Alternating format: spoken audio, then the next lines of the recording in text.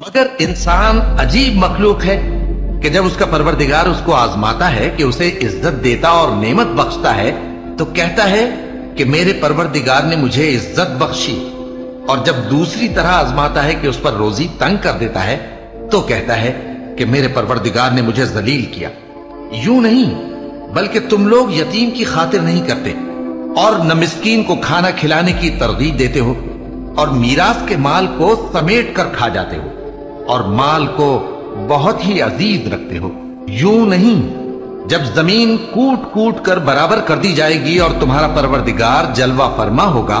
और फरिश्ते कितार दर कितार आ जाएंगे और दोज़ख उस दिन सामने लाई जाएगी, तो इंसान उस दिन सोचेगा,